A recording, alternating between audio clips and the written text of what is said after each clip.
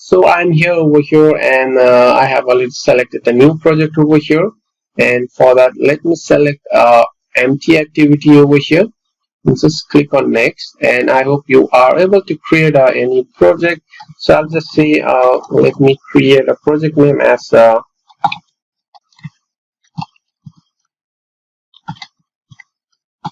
okay, so I'll just keep a name as a directory to demo, and any location that you prefer, just make sure you give a package name, and the minimum SDK we will make use of the Android Lollipop or 5.0, and then just click on finish. So that should create a new project for us, and it will take a bit time to download all of the required packages and build to complete a Gradle build. So let's wait over here, and our activity has been created and looks everything fine.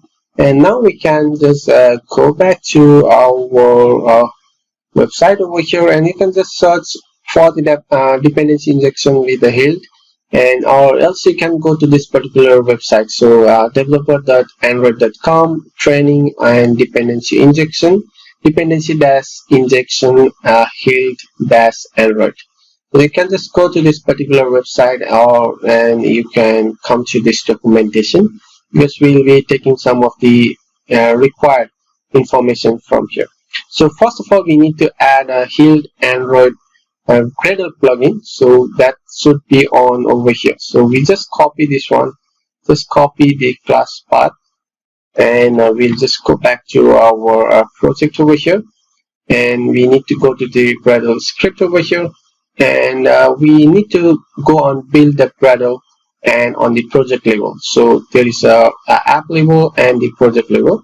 So make sure you use build a Gradle on your project level. So for that, I'll just go and paste it over here, and then we'll go back to our web over here, and we still need some of the dependencies from here. So for that, I need to take these two plugins. So just copy this plugin, and I need to make use of our Kotlin KPT and also Dagger Hilt Android plugin. We'll go back to your project, and this time we'll go to the app Gradle build that app module over here, and just paste it over here. And so we need to remove this one. So, and I just have to add with the ID, and this one also I need to remove it with the ID.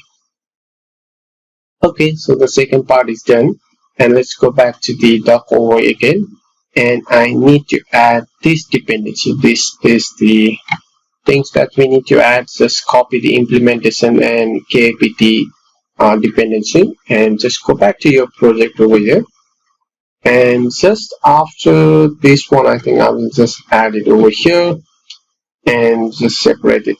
Okay, so that's look fine. And also we need to have Java version 8 as a source and the target compatibility. So if we go back over here, you can see that the compilation option, it says that we need to add a source capability of Java version of 1.8, and it says Hilt use a Java 8 feature to enable the Java 8 in your project. Add the following information. So I think that should be good enough. So let's go back, and now it's time to sync the Gradle. So that should take some time, and it should download all of the required dependency and configure it for us. Yeah, okay, that's done. So we don't have any error. That means we have successfully added our dependency. And the next thing is that we need to create our application class over here. So let's go on to our main source set of over here, the main source set, and over here we just have activity, and let us create a new class over here, and then I'll just create a Kotlin class and call it as my application, or any class name that you can provide. Okay, so I have created a my application class, and this should extend the main application class. Application which comes from Android app. Okay, and then after you create this class, we have some annotation over here. So if we go back to the dependency, the doc over here, you can see that Hilt application class, and it says that all the app or all your Android apps use a Hilt must contain an application class, and that is annotated with the @Hilt Android app. And this @Hilt Android app annotation triggers the Hilt code generation, and it is used for the Hilt code generation. If you are familiar with the Dagger, you already know that there is a code generation behind the scenes, right? And including a base class for your application that serves as a application level dependency container. So this serves as the application level. So application level means your app as a singleton, right? And this generates a Hilt component is attached to the application. So Hilt component is attached to your application object lifecycle and provide the dependency to it. So additionally, it is a parent component of the app, which means that other component can access the dependency that it provides. So it may be a bit confusing for you to understand over here what it's actually trying to say. So let us try to understand it by practically. So let's go back over here, and we need to add the annotation. We have to call the Hilt Android app. So this is the one that we have to provide over here, annotate with the Hilt Android app. And now if you go and see, there is no code generation over here in our main Java package over here. The source, we have currently main source set, and we have an Android source set, and then we have a test source set. So after we add this one, you will see something different is added over there. So let us add Android Hilt annotation over here, and after that we will go to the manifest over here, and then we need to add a name over here and just find it our my application over here. So that's it. So that is the main thing that we have to configure over here to use a Dagger Hilt in our application.